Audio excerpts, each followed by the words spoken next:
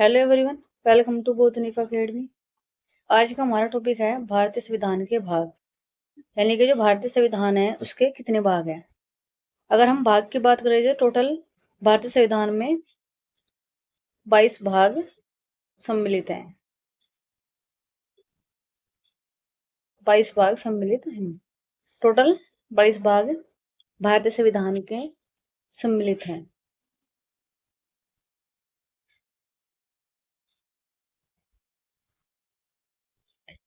ये हैं भाग 1 से लेकर भाग 4A तक। भाग ए में क्या सम्मिलित है? हमारा जो भाग 1 है इसमें संघ एवं उसका राज्य क्षेत्र ये सम्मिलित है। ये भाग 1 में सम्मिलित है और ये अनुच्छेद 1 से 4 तक इसके अंतर्गत आते हैं। इसके बाद है हमारा भाग 2। भाग 2 में नागरिकता से संबंधित जितने भी अनुच्छेद हैं वे 5 से 11 अनुच्छेद के अंतर्गत आते हैं। यानी कि जो नागरिकता है वो भाग 2 में आता है और उससे संबंधित जो अनुच्छेद है नागरिकता से वो है 5 से 11 अनुच्छेद इसके अंतर्गत आते हैं। इसके बाद है हमारा भाग 3। इसमें है हमारे मौलिक अधिकार या मूल अधिकार भी इनको कहते हैं। हमारे जो मूल अधिकार में अनुच्छेद 12 से 35 तक मौलिक अधिकारों का उल्लेख किया गया है। इसके बाद है हमारा भाग 4।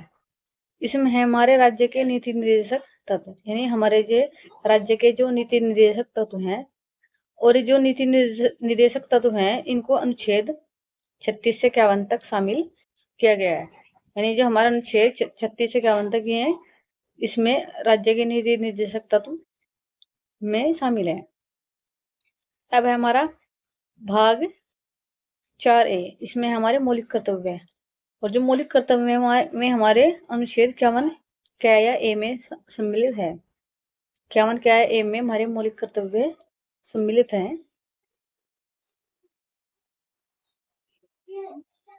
इसके बाद है भाग 5 और 6। यह है शासन प्रणाली। यह है संघ सरकार की और यह है राज्य सरकार की। संघ सरकार की बात करें तो उसमें अनुच्छेद भाग 5 में संघ सरकार आती है, यानी कि हम केंद्र सरकार भी इसको बोलते हैं। इसमें अनुच्छेद 52 से 51 तक इसमें शामिल है।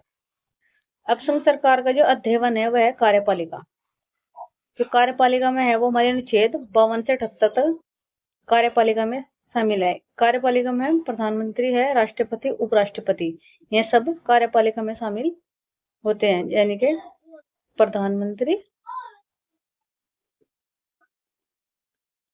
राष्ट्रपति और उपराष्ट्रपति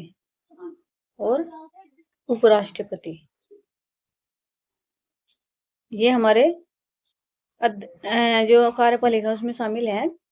इसके बाद है हमारा अध्याय 2। इसे है संसद में जो आर्टिकल जो अनुच्छेद है हमारे 79 से 122, यानी कि 79 से लेकर 122 तक हमारे अनुच्छेद के अंतर्गत संसद आती है। इसमें हमारी लोकसभा व राज्यसभा ये इसमें शामिल है। इसके बाद हमारी अध्याय 3। इसमें आते हैं राष्ट्रपति की विधायी शक्तियां, यानी कि जो राष्ट्रपति है उसके पास किस तरह की शक्तियां प्राप्त हैं। ये है हमारे अनुच्छेद 23 में। अब है हमारा अध्याय 4। ये है संघ की न्यायपालिका, यानी इसको हम सर्वोच्चतम न्यायालय जो हमारा है वो सुप्रीम कोर्ट वो इसी के अंतर्गत आता है। ये हमारा अनुच्छेद 124 से लेकर 147 तक ये अनुच्छेद इसके अंतर्गत आते हैं। अब हमारा अध्याय 5। इसमें भारत का नियंत्रण एवं मालिका परीक्षक, इसको बोलते हैं CAG। ये है अनुच्छेद 148 से लेकर 151 तक। इसका यानी कि जो हमारे देश का जो धन से संबंधित जो भी लेखा जोखा होता है वित्तीय मामलों से, वो भारत का नियंत्रण और मालिका परीक्षक के अंतर्गत आता है। इसके बाद है भाग 6। इसमें है राज्य सरकारें। ये अनुच्छेद 152 से 237 तक। अनुच्छेद अनुच्छेद 152 से 237 तक। अब अध्याय इसमें है, अध्याय 1 है इसमें साधारण, इसमें है 152। सेम जैसे संघ सरकार थे ऐसे हमारी राज्य सरकारें हैं। ये है हमारी कार्यपालिका 152-53 से लेकर 162 तक। इसमें है मुख्यमंत्री और राज्यपाल आ जाते हैं। इसके बाद है अध्याय 3 में राज्य का विधानमंडल, जो हमारी विधानमंडल है, जैसे कि विधान परिषद और विधानसभा। यह है अनुच्छेद 168 से 212 तक। अब है हमारा अध्याय 4, इसमें राज्यपाल की विधायी शक्तियां, यानी कि जो राज्यपाल है इसको किस तरह की शक्तियां प्राप्त हैं, यह है अनुच्छेद 213 के अंतर्गत आता है। अब हमारा अध्याय 5, इसमें राज्य के उच्च न्यायालय, जैसे जो अध्याय इधर है संघ की न्यायपालिका, यह है यहाँ पर राज्य के उच्च न्यायालय।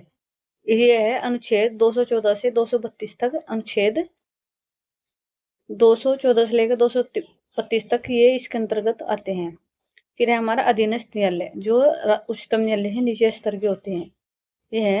ये अनुच्छेद 233 से 237 तक इसके अंतर्गत आते हैं।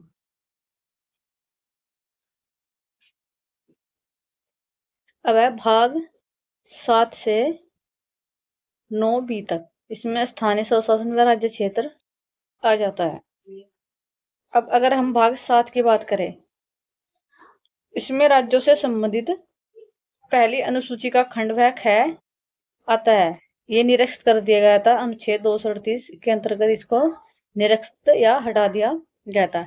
अब हमारा भाग 8, इसमें आते हैं संघ राज्य के क्षेत्र, जितने भी संघ और राज्य के क्षेत्र है इसके अंतर्गत आते हैं। और इसमें जो अनुच्छेद है हमारा अनुच्छेद 239 से लेकर 242 तक इसके अंतर्गत आते हैं।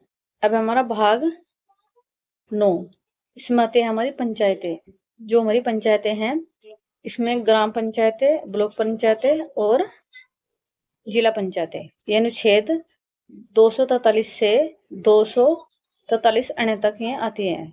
कौन कौन सी है इसमें? ग्राम पंचायतें,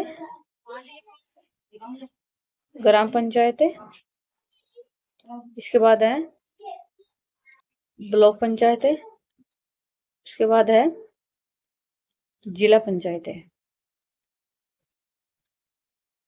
अब हमारा भाग 9 क, यानी कि जो भाग हमारा 9 क या ए, इसके अंतर्गत आते हैं हमारे नगर पालिकाएं। जो हमारी नगर पालिकाएं होती हैं ये आती हैं अनुच्छेद 243 तय से 243 6, इसके अंतर्गत नगर पालिकाएं आती हैं। अब हमारा भाग 9 ख या बी, इसमें आते हैं हमारी सहकारी समितियां। जितनी भी हमारी सहकारी समितियां होती है जहाँ से जो सामान मिलता है कृषि से संबंधित, जैसे यूरिया खाद वगैरह जो होते हैं, ये कृषि से संबंधित हमारा अनुच्छेद है। इस अनुच्छेद के अंतर्गत 243 ZH से 243 ZT तक है। इसमें 97 संविधान संशोधन 2011 में हुआ था। यह 97 संविधान संशोधन 2011 के द्वारा हुआ है।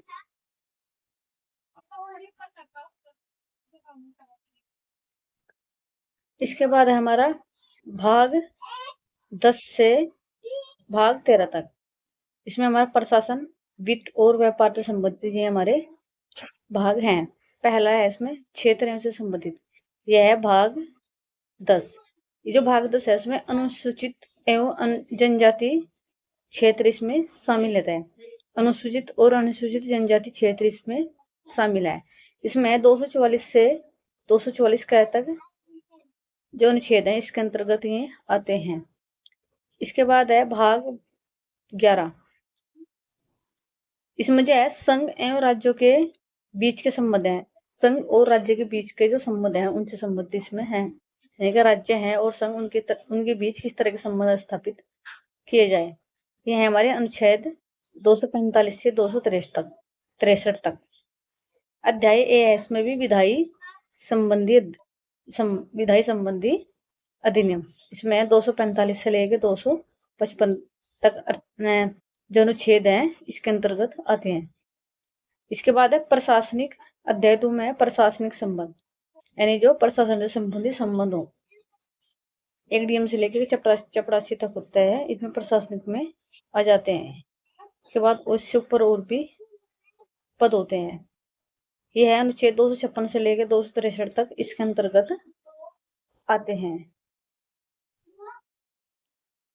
ये है भाग 11। इसके बाद है वित्त एवं संपत्ति। वित्त एवं संपत्ति से संबंधित ये अधिकार है। ये है हमारा भाग 12, वित्त संपत्ति से संबंधित। इसमें है वित्त संपत्ति, समुदाय और वाद। इसमें आता है 264 से लेकर 300A तक इसमें अनुच्छेद आते हैं। 264 से लेकर 300A तक। अध्याय 1 में इसमें क्या है, वित्त हमारा जो भी धन से संबंधित कार्य होता है। अनुच्छेद 264 से लेकर 291 तक इसके अंतर्गत आते हैं। इसके बाद है हमारा अध्याय 2, इसमें है ऋण लेना। इसमें 292 से लेकर 293 तक अनुच्छेद के अंतर्गत ये आते हैं। अब हमारा संपत्ति का या संविदा का अधिकार, संपत्ति, समुदाय और अधिकार। ये है हमारा 294 से 300 अनुच्छेद तक, 294 से लेकर 300 अनुच्छेद तक। जो अध्याय 4 है इसमें संपत्ति का अधिकार 300 का है। संपत्ति का अधिकार अब कानूनी अधिकार है, ये एक कानूनी अधिकार है। अब हमारे 6 मूल अधिकार है। पहले इससे जुड़ गए, पहले हमारे 7 मूल अधिकार थे। अब इसमें व्यापार, भाग 13। इसमें भारत के राज्य क्षेत्र के भीतर व्यापार, वाणिज्य और समागम, यानी कि जो भारत है के जितने भी राज्य हैं उनके क्षेत्र के भीतर कैसे व्यापार करना, वाणिज्य का कैसे लेन देन करना और समागम और जो आना जाना है उसको कैसे करते हैं। यह है अनुच्छेद 301 से लेकर 307 तक।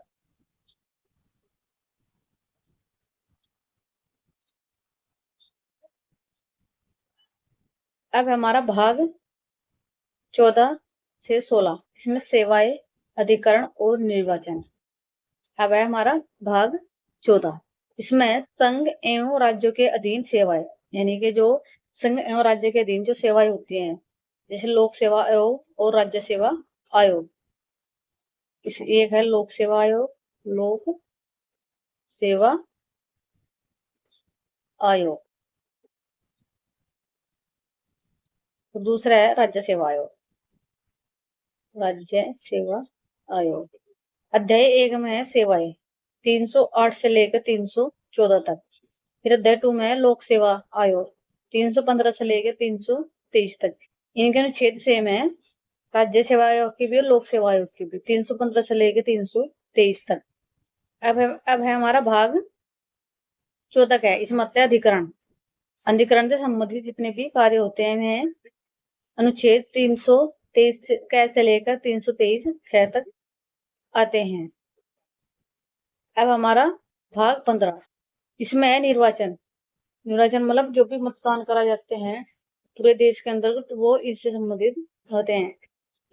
लोकसभा से लेकर ग्राम पंचायत तक जो भी हमारे मतदाता होते हैं, चुनाव होते हैं, उनसे जो संबंधित जितने भी कार्य होते हैं वे निर्वाचन भाग 15 के निर्वाचन में आते हैं। ये हैं 324 अनुच्छेद से लेकर 329 तक अनुच्छेद इसके अंतर्गत आते हैं।